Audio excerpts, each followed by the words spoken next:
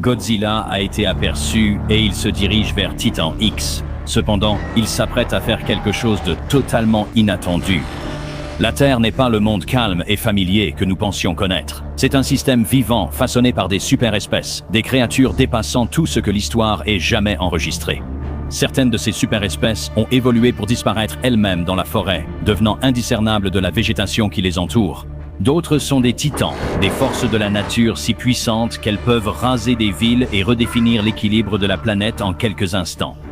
Et maintenant, ils marchent parmi nous, dans un monde qui change plus vite que nous ne pouvons le comprendre. Et une fois de plus, un nom résonne plus fort que les autres. Godzilla. Son retour menace de déclencher un autre G-Day, le moment où le monde a compris que ces créatures sont réelles. Mais il y a plus chez ce titan que la destruction. Aujourd'hui, nous découvrons une autre facette de Godzilla. Un roi craint même par les siens, et pourtant, parfois, quelque chose de bien plus complexe. Pas seulement une force d'anéantissement, mais une présence qui peut, dans les bonnes circonstances, agir dans un but précis et même retenu. Dans cet avant-dernier chapitre, nous portons notre attention sur le monde caché qui émerge désormais autour de nous. De nouvelles formes de vie longtemps dissimulées commencent à apparaître, chacune représentant une pièce d'un puzzle bien plus vaste et bien plus dangereux. La question n'est plus de savoir si un autre affrontement catastrophique aura lieu, mais quand ? Aujourd'hui, nous commençons à répondre à ces questions. Nous allons plonger en profondeur dans chaque monstre présenté dans l'épisode 9 de la saison 2. Nous allons examiner leur biologie, leur comportement, leur régime alimentaire et le rôle qu'ils jouent dans cet écosystème fragile et en constante évolution. Voici une analyse complète des créatures qui transforment notre monde. Et si vous voulez rester informé de chaque nouveau titan révélé chaque semaine, assurez-vous de vous abonner ici même à Dangerville. Nous commençons cet épisode en jetant un œil au seul et unique roi des monstres, le titan dont le rôle est d'imposer l'ordre et de maintenir l'équilibre dans ce monde naturel en perpétuel changement. Dans l'épisode précédent, Godzilla a été attiré en Australie pour commencer un combat contre Kokai Velu, le mystérieux Titan X. Ils se sont tous deux précipités l'un vers l'autre, Titan X protégeant son œuf, tandis que Godzilla voulait simplement lui rappeler que la surface n'est pas un endroit où les titans peuvent simplement errer librement. Ils se sont affrontés violemment, et Godzilla a même gardé des cicatrices visibles. Cependant, une organisation rivale de Monarch a pris l'œuf là où il se trouvait et s'est envolé hors du continent.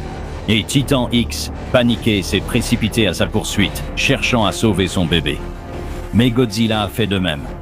Ce qui nous amène à l'épisode d'aujourd'hui. Le roi des monstres poursuit Titan X de près à travers l'océan Pacifique. Monarch reste en retrait, se contentant d'observer. Ils ne peuvent qu'observer où cette organisation mystérieuse emmène l'œuf, ce qui les conduit aux abords de l'île du Crâne. Titan X grimpe au sommet d'une immense falaise qui s'élève de l'océan, un point stratégique pour bondir sur Godzilla s'il s'approche. Godzilla se dresse et rugit. Une démonstration classique d'intimidation montrant sa domination totale. En gros, il dit « ne me défie pas ». Mais quelque chose d'intéressant se produit. Godzilla ne bouge pas. D'habitude, après sa démonstration d'intimidation, il fonce et passe à l'attaque. Mais cette fois, il se contente d'observer, restant sur place. Ce qui se passe ici, c'est que Godzilla n'est pas une force malveillante en quête de sang. Non, il maintient l'ordre en suivant Kokai jusqu'à l'endroit d'où elle vient, s'assurant qu'elle retourne là où est sa place. C'est un comportement fascinant de la part du roi des monstres, car cela montre qu'il n'est pas seulement une brute.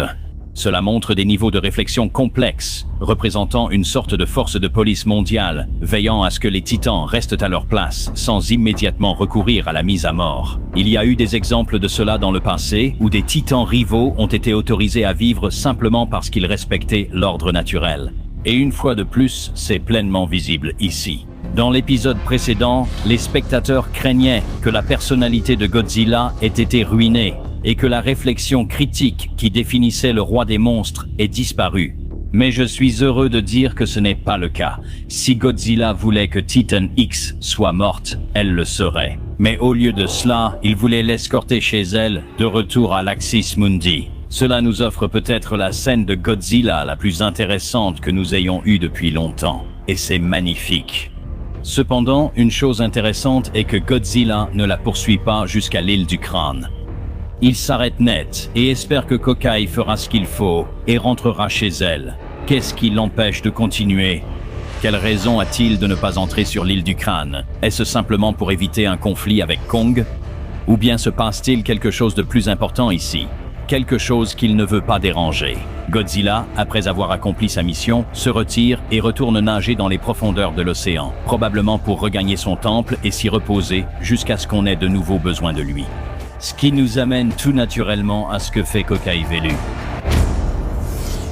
Alors que nous portons notre attention sur Titan X, elle suit l'odeur de son œuf et se dirige vers Skull Island, le mystérieux refuge de nombreux monstres parmi les plus terrifiants de la Terre, des créatures capables de vous dévorer en quelques secondes. Ici, l'organisation mystérieuse dirigée par la propre fille de Walter Simmons, Isabelle, s'est emparée de l'œuf de Kokai et l'utilise comme appât. Mais dans quel but ? Eh bien, elle prévoit de tuer Kong, l'un des titans alpha de la Terre qui maintient l'équilibre de Skull Island. Mais pourquoi? Avant qu'une réponse ne soit donnée, Kokai Velu arrive, attirée par son œuf. Mais avant qu'elle ne puisse le récupérer, elle est gazée par l'organisation. Elle lutte pour rester éveillée, pour survivre et pour son bébé. Mais elle succombe rapidement au gaz et reste là, inconsciente. Le groupe emmène le bébé dans un endroit sécurisé, quelque part où Titan X ne pourrait pas le trouver. Et ils commencent à faire quelque chose qu'Apex avait tenté plus tôt, le contrôle neural total d'un titan. Ils commencent à implanter des nœuds et des capteurs qui enverront des décharges électriques dans tout son corps. Cela, si cela réussit, permettra de prendre le contrôle total du corps de Kokai. C'est grâce à ce contrôle que ce groupe prévoit de tuer Kong, car il est la seule chose qui les empêche de manipuler librement les portails de l'Axis Mundi. Certaines personnes pensent qu'elle travaille pour le même groupe qu'Alan Jonah, l'organisation éco-terroriste qui voulait libérer les titans pour réduire la place de l'humanité sur la planète. Peut-être pensait-il que écarter les titans alpha était l'unique moyen de libérer les monstres actuellement trop effrayés pour faire surface. Cependant, je doute qu'Alan Jonah veuille délibérément blesser ou tuer les titans puisque leur groupe est strictement pro-nature. C'est très probablement quelque chose de bien plus sinistre. Nous reviendrons sur le sort du Titan X dans un instant, mais pour l'instant, je veux que nous nous concentrions sur les humains en contrebas qui progressent dans les dangereux environs de l'île du crâne. À la recherche de Kate, Kintaro et de l'organisation rivale, les troupes de Monarch dirigées par Tim et May sont à la recherche d'une ancienne base de recherche de Monarch qui a été détournée par ce groupe pour tuer Kong. Ils avancent à travers la jungle dense, en espérant ne pas croiser quelque chose qui voudrait les dévorer. Cependant, des lianes au sol commencent à bouger, comme si elles étaient guidées par une présence douée de conscience. Un soldat est tapé vers la canopée au-dessus, et il disparaît si vite qu'on dirait qu'il n'a jamais été là. Mais d'autres vrilles commencent à descendre, cherchant leur prochaine cible. Il ne s'agit de nul autre que l'étrangleur de lianes. Nous avons déjà eu un aperçu de ces créatures effrayantes dans un épisode précédent, enfermé par Apex, récupéré lors d'une expédition antérieure. Mais maintenant, nous avons pu les voir à pleine puissance, déchirant complètement les rangs des forces de Monarch. Avec un niveau d'agilité stupéfiant, ils bondissent à travers la canopée, sautant d'arbre en arbre dans le but de capturer des proies à consommer. Un par un, leurs vrilles rampent sur le sol, cherchant quelque chose à agripper. Et lorsqu'elle y parvient, elle les entraîne avec une force immense dans sa gigantesque cavité thoracique, la bouche remplie de dents barbelées, acérées comme des rasoirs, capables de déchiqueter tout ce qui a le malheur de s'y retrouver. Fait intéressant, ces créatures prennent une forme presque humanoïde, avec une tête, un corps, des bras et des jambes bien distincts, construits comme ceux d'un humain. C'est peut-être un cas d'évolution convergente, où deux espèces complètement différentes développent des caractéristiques similaires, parce qu'elles s'adaptent à des environnements ou à des pressions de survie semblables. Ou peut-être que ces créatures peuvent prendre plusieurs formes, et qu'en ce moment, elles se sont adaptées pour ressembler à leur proie actuelle, l'humanité. Donc, elles se déguisent en utilisant une forme familière pour se fondre dans l'ombre, ce qui est vraiment terrifiant. Ils déchirent l'équipage et attrapent même Mei, la soulevant, la traînant presque vers leur gueule béante.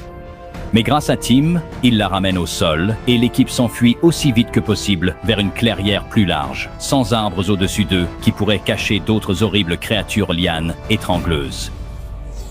De retour sur Titan X, l'organisation a réussi à installer le dispositif neural qui, s'il fonctionne, leur permettra de prendre le contrôle du Titan pour servir leurs propres intérêts. L'agent soporifique commence à se dissiper et Cocaille Velu commence à se réveiller. Maintenant recouverte de technologies artificielles et privée de son œuf, on ne peut qu'imaginer le niveau de confusion et de détresse que Cocaille Velu doit ressentir. Le groupe active l'appareil qui envoie des décharges électriques à travers son corps. Et en quelques secondes, l'appareil semble fonctionner. Et Titan X est maintenant sous le contrôle de cette organisation. Il la force à pousser un cri assourdissant. Un appel pour défier le protecteur de l'île. Kong. Jusqu'à présent, cette organisation secrète avait gardé Kong occupé, en diffusant les sons des rugissements d'autres monstres, ce qui le désorientait et l'éloignait de sa cible, l'amenant vers d'autres parties de l'île. Ainsi, ils pouvaient commencer leur plan d'installation du dispositif de contrôle neural. Mais maintenant, Titan X pousse un rugissement pour défier Kong, et il se précipite immédiatement vers le son. Cela mènera inévitablement à un combat entre Kong, le protecteur de l'île, et le mystérieux Titan X, le dieu de la mer. Qui sortira vainqueur? Kong devra-t-il abattre Cocaille Velu, le titan qui cherche simplement son nouveau-né? Peu importe l'issue, ce sera tragique. Espérons que le roi de l'île du crâne montrera de la clémence envers ce dieu de la mer et qu'une issue pacifique sera possible. Quoi qu'il arrive, le monde n'est pas prêt. Ceci conclut notre tour d'horizon des créatures rencontrées dans l'épisode 9 de la saison 2 de Monarch Legacy of Monsters. Cette plongée dans le Monsterverse n'a fait qu'approfondir notre compréhension des titans et nous a permis de mieux voir comment fonctionne le roi des monstres, lui donnant plus de profondeur et d'intelligence que jamais auparavant. Et maintenant, Kong et Cocaille Velu sont sur le point de s'affronter dans une bataille cataclysmique qui ébranlera sans aucun doute les fondations mêmes de la Terre. Après tout ce que nous avons appris sur Titan X et le fait qu'elle soit simplement un animal innocent, une mère, et qu'elle cherche juste à rentrer chez elle, espérons que la solution sera pacifique. Cependant, compte tenu des intentions de cette organisation rivale, la paix ne sera peut-être pas une option. Espérons que, le moment venu, Kong laissera ce monstre tranquille et ne lui réservera pas le même sort qu'à tant d'autres qui ont osé le défier. Mais pour l'instant, nous ne pouvons qu'espérer.